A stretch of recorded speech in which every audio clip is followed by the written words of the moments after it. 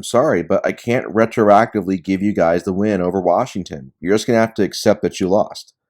No, don't you raise your voice at me. I'm not listening to this. Bye-bye. It's Week 10 NFL review time, baby. Get horny. Miami versus Baltimore. Baltimore should have won this game easily. After all, Miami started Jacoby Brissett over Tua turned the ball over, even though Tua was healthy enough to play, yet Miami said he wasn't healthy enough to start, so they put him as the backup even though when healthy he's supposed to be their starting quarterback. Did you get all that? Good. If you get sexually aroused from watching punts, this game was your wet dream, as the teams combined for 16 of them. Brissett got hurt early in the third, so Tua ended up playing the rest of the game. This was a 6-3 game heading into the fourth quarter, but thankfully the final stanza gave us one very large and memorable moment when Miami offensive lineman Robert Hunt caught a screen pass in the red zone, which isn't legal by the way, and turned into a 330-pound version of Barry Sanders for about 10 seconds, juking and maneuvering his way into the end zone for a touchdown. Yes, I know it's against the rules, and no, I don't care, this should have counted. But unfortunately, it was a 5-yard penalty, and Miami had to settle for a field goal to make it 9-3 with 12:30 left. Miami finally scored the game's first touchdown off of a Sammy Watkins fumble to make it 15-3. Baltimore would answer back with a touchdown of their own to make it 15-10 with 4 minutes left, but Miami scored another touchdown, largely thanks to a 64-yard pass on a busted coverage to go up 22-10 with 2:19 left. Baltimore drove the ball to Miami's 7, but the game ended with Lamar Jackson throwing an interception. With this loss, you can pretty much say bye-bye to Lamar's MVP chances. Dallas versus Atlanta. Coming into this game, Atlanta was 3-1 in their last 4 and 4-2 in their last 6. The momentum was all on their side, and they were playing against a Dallas team that just suffered an embarrassing loss at home to Denver. I'm sure this ended up being a great and competitive game. Oh my god! What the fuck happened here? Matt Ryan, who legitimately looks like a Slim Jim, had one of the worst games of his career. Atlanta went just 1 for 13 on 3rd and 4th downs combined, while Dallas racked up 431 yards of offense and moved the ball at will until the fourth quarter, which was all garbage time. Dallas even had a blocked punt return for a touchdown. I mean, what can I say about this game that you don't already know? Dallas is easily going to win the NFC East and is still in the hunt for the 1 seed in the NFC. Atlanta is going nowhere at 4-5. They're in cap hell and will probably move on from Matt Ryan after either this year or next year. The only question left is whether Dallas will lose in the wild card round or the divisional round. It's going to be hilarious either way. Pittsburgh versus Detroit. I'm offended this game even happened. Not because it ended up being an atrocious slopfest that ended in a 16-16 tie, but because national hero Ben Roethlisberger was ruled out with COVID-19 the night before the game. The NFL should have stepped in and instead used the 3.5 hours this game took up to show highlights of Ben's career. Did you know that Ben self-reported his symptoms even though he's vaccinated? That's what a hero does, folks. Looking at you, Aaron Rodgers. Ben is always thinking of how he can help others. Everybody with a son should pray that they grow up to be like Ben. Anyway, as I said, the actual game was so bad it was like a parody. Mason Rudolph and Jared Goff were just as bad as you'd imagine, especially Goff, who somehow only threw for 114 yards despite having 70 minutes of game time. The two teams combined for 16 punts, 3 turnovers, and a missed field goal. That missed field goal was a potential 48-yard game winner in overtime for Detroit. Rudolph actually looked like he could potentially drive Pittsburgh in field goal range for the game-winning field goal afterwards, but Pittsburgh's rookie tight end Pat Freiermuth fumbled the ball away with 10 seconds left, effectively ending the game. When people don't put Mike Tomlin in the class of elite coaches despite his record, games like this are why. There are way too many of them on his resume. I've said it before and I'll say it again, ties need to be abolished from sports. It's 2021. Grow up. And also, the guy who said ties are like kissing your sister is definitely from Alabama, because there is nothing good about kissing your sister. Minnesota versus the Chargers. What did I tell you about Kirk Cousins' teams? They're not allowed to stray too far away from being 500 or else the universe falls out of whack. So with that in mind, it's no surprise they went into LA and beat a winning Chargers team 27-20 to improve to 4-5. Minnesota had a 13-3 lead late in the first half, but then LA reeled off 14 straight points to take a 4-point lead. But Captain Kirk, who looks like a Team America puppet, threw a touchdown to take a 20-17 lead going into the fourth. Dalvin Cook, a man who greatly respects both our troops and women, plunged in for a 1-yard touchdown run to give Minnesota a 27-17 lead with 9:29 left. Justin Herbert led LA on a field goal drive to make it a 27-20 game with 4.5 minutes left, but Minnesota converted a 3rd down and 4th down on their last drive to wind out the clock to seal the win. It was another bad stat game game from Herbert, and at this point, just from the naked eye, it seems like the coaching he's getting is becoming concerning, as it feels like they're not letting Herbert sling it downfield like he should. New England versus Cleveland. I regret to inform everybody that the Patriots have a good quarterback now. I thought maybe we were finally free from all the mouth-breathing Boston clam chata fans after the last 2 decades, but Mac Jones, with his flabby dad bod and ankle-twisting tendencies, is the real deal. This 45-7 demolishing of Cleveland was the most impressive he's looked thus far in the NFL. He only threw for 198 yards, but he had 3 touchdowns, no picks, and multiple dimes in the tight coverage. New England's ground game also dominated to the tune of 184 yards and 2 touchdowns. New England's defense continued their stellar play, holding a talented Cleveland offense to just 7 points on 8 drives. New England is now 6-4 and has won 4 straight by an average of 25 points per game. They're finally starting to look like the dynasty-era Patriots again, which makes me want to vomit. As for Cleveland, maybe Odell wasn't the problem after all, and the difference in Baker Mayfield's performances with and without him were simply him facing weaker defenses without him. I'm starting to think that I've been overrating Mayfield and that he's merely nothing than an average quarterback. Do you smell that? It's the Eagles, baby! We're fucking back!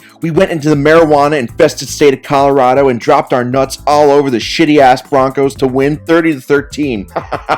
Oh yeah, baby! Alright, now that the celebratory high has worn off, this was a good team win. Philadelphia jumped out to a 10-0 first quarter lead after a gorgeous 36-yard touchdown from Jalen Hurts to Devonta Smith. Denver responded to tie it at 10 early in the second quarter, but then Philadelphia stopped playing with our food, another touchdown pass, then a field goal to take a 20-10 halftime lead. I'm not gonna lie, for a moment there late in the third quarter, it looked like Denver was going to tie the game, but I knew better, as on the final play of the third quarter, Darius Slay picked up a Melvin Gordon fumble and returned it 82 yards to give Philadelphia a 14-point lead to start the fourth. Also, I just want to say thanks to Teddy Bridgewater for giving the worst effort imaginable on the fumble return. We might be only 4-6, but we still have an outside shot at the 7th seed. Super Bowl 56 champs, baby! Indianapolis versus Jacksonville. This game got off to a fast start as Indianapolis had a 17-0 lead after just 12 minutes. Then Jacksonville's Jamal Agnew ripped off a 66-yard touchdown run to make it 17-6 after 1. Then the rest of the game was a boring slog. No offense to the Lord of the Rings movies. The teams traded field goals in the second quarter to make it 20-9 heading into halftime. Neither team scored in the third. Then Jacksonville finally cut into the lead with the James Robinson touchdown run and 2-point conversion to make it a 20-17 game with 10:34 left. Jacksonville's defense forced a stop to give Trevor Lawrence a chance to tie or take the lead, but he went 3 and out. Indianapolis added a field goal on a 5-minute drive to make it 23-17 and give Lawrence another chance to win the game with about 2 minutes left. But around midfield with a minute left on first down, Lawrence was strip sacked and lost the game. I like Lawrence and I want him to succeed, but after appearing to make some strides, he has regressed badly over the last several games. Tennessee versus New Orleans. Hey Saints fans, how much does it kill you that your team would be in first place in the NFC South right now if your shitty fucking kicker didn't miss 2 extra points in this game? Or if your defense didn't blow a lead to Atlanta in the final minute last week? Tennessee took a 3-0 lead after 1, then early in the second quarter, Trevor Seaman threw a touchdown pass to give New Orleans a 6-3 lead. Tennessee then reeled off 17 straight points to take a 20-6 lead until late in the third when Mark Ingram ripped off a 13-yard touchdown to make it a 20-12 game. Tennessee kicked a field goal to go up 11 with 10 minutes left. New Orleans responded with a field goal of their own to make it an 8-point game with 5:33 left. New Orleans eventually got the ball back and went on a 71-yard touchdown drive to make it a 23-21 game with 1:16 left, but the 2-point conversion was no good. They failed the onside kick and the game was over. I'm just gonna say, New Orleans failing to take advantage of the Buccaneers slumping over the last 3 weeks is by far the worst thing to ever happen to New Orleans ever. Carolina versus Arizona. Hey, did you know that the Panthers brought back Cam Newton? Well, if you somehow didn't, you learned pretty quickly if you watched this game, as Cam's very first play was a rushing touchdown to put Carolina up 7-0,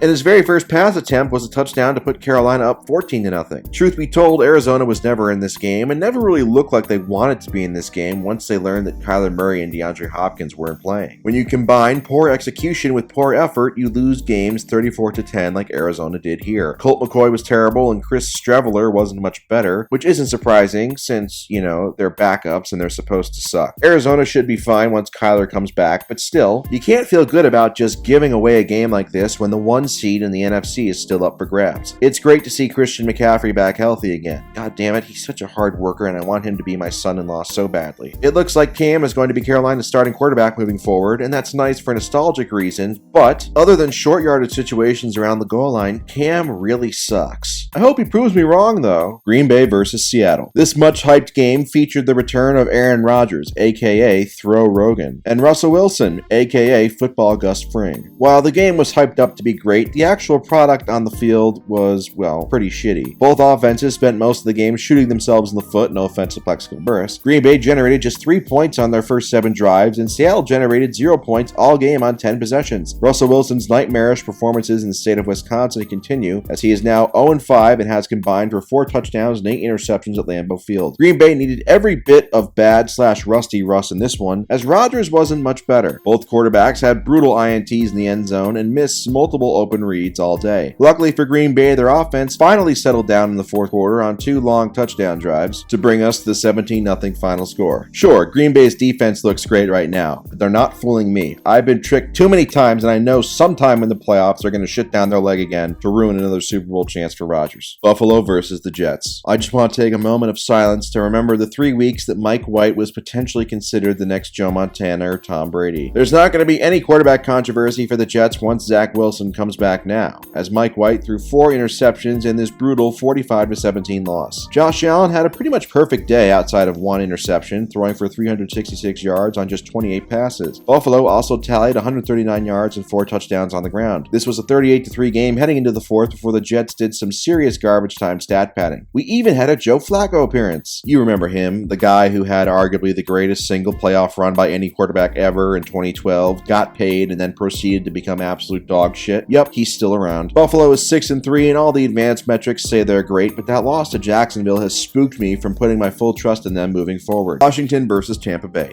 Finally, Dan Snyder's team did something to help the world. It only took like 23 years. The first quarter of this game was amazing, as Tom Dilfer threw 2 interceptions to put Tampa in a 13-0 hole midway through the second quarter. Washington had a 10-point lead halfway through the third quarter before Brady's bullshit inevitably began to work. Following 2 screens, a check down to a running back, and a play-action pass that required literally 0 talent from the quarterback, Tampa cut the deficit to 16-13, but Washington answered back with a touchdown to take a 23-13 lead heading into the fourth. Washington got the ball back up 10 in the fourth, but of course, they fumbled the ball back to Tampa, and a few plays later, of course, Mike Evans got wide open for an easy throw to cut the Washington lead to 23-19 with 11 minutes left. But then, something amazing happened. Instead of turtling into a shell and shitting their pants like most teams do against Brady, Washington led a 19-play, 80-yard touchdown drive that ate up 10:26 of game time to win the game. On the drive, they converted 4 third downs and a 4th down to win the game 29-19. You just can't help but feel awful for Tom Brady. I mean, he only had 2 all-pro caliber receivers for this game. I guess the supposed best player in sports history needs at least 3 all-pro receivers and a ton of short fields to not look like Andy Dalton. That's interesting. It's almost as if he's an overrated piece of shit and a sore loser with 0 class. Kansas City versus Las Vegas. We've been waiting for Patrick Mahomes to look like Mahomes again, and he did in this one, throwing for over 400 yards and 5 touchdowns in an easy 41-14 win for Kansas City. The fact that it came against the Raiders should surprise absolutely nobody, since the Raiders exist only to make other people feel better about themselves. Kansas City had 9 drives in this game, 5 were for touchdowns, 2 were for field goals, 1 was a missed field goal before halftime, and 1 was a punt. It's pretty clear the Chiefs' weakness is cover 2, and any opponent that doesn't play cover 2 to force Mahomes to hand the ball off and become impatient is basically asking to have 40 points dropped on them. Las Vegas didn't run a lot of cover 2, so guess what? They got 40 points dropped on them. Derek Carr was actually not that bad outside of 1 throw, and even had Las Vegas in the game through the first 2.5 quarters before Deshaun Jackson fumbled away what should have been another touchdown, with Las Vegas down 24-14 in the third. I really feel bad for Jackson. He fumbled his 1 catch, and now he's going to do what he always does: go on IR for 6 weeks with a mysterious injury. I won't fully believe Mahomes and Kansas City are back until they dismantle a defense that plays cover 2 primarily, but they're now in first place in the AFC West and have the same record through 10 games, 6-4, that they had in 2019 when they won the Super Bowl. So things could be much worse. As for Vegas, they look destined for another mediocre season that leaves people wondering if Derek Carr is a good quarterback or not. The autumn wind is a fart. San Francisco versus the Rams. So this is what All In is supposed to look like, huh? Getting blown out on the road? Tough scene. Odell Beckham Jr. and Von Miller's LA debuts turned out to be a huge flop in every facet of the game. Each of LA's first 2 possessions ended with interceptions, including one that was returned for a pick 6. The highly hyped LA defense couldn't stop a nosebleed either, which led to San Fran taking a 21-7 lead into halftime. San Fran eventually expanded that lead to 31-7 in the fourth quarter as LA's receivers dropped a ton of passes and the sex god Jimmy G tore apart their defense like a porn star's pussy. Have I mentioned that Jimmy Garoppolo is handsome, because I don't think I have. Good lord, he's beautiful. I want him inside me. Wait, did I just say that out loud? LA would add on a sad field goal in garbage time to bring us to the 31-10 final score, but the Rams are now officially on my shit list. They had a chance to be 3 games up on the Buccaneers for the 1 seed, but instead they're now only a half game up. Stafford had a chance to run away with the MVP, but the last 2 weeks he shit his pants and basically made it a toss-up. Why do I even let myself get emotionally invested in this shit? I need to start a family or something. Does anybody want to be my wife? It's now time once again for one of the most popular news segments across all of social media, Puppy Time.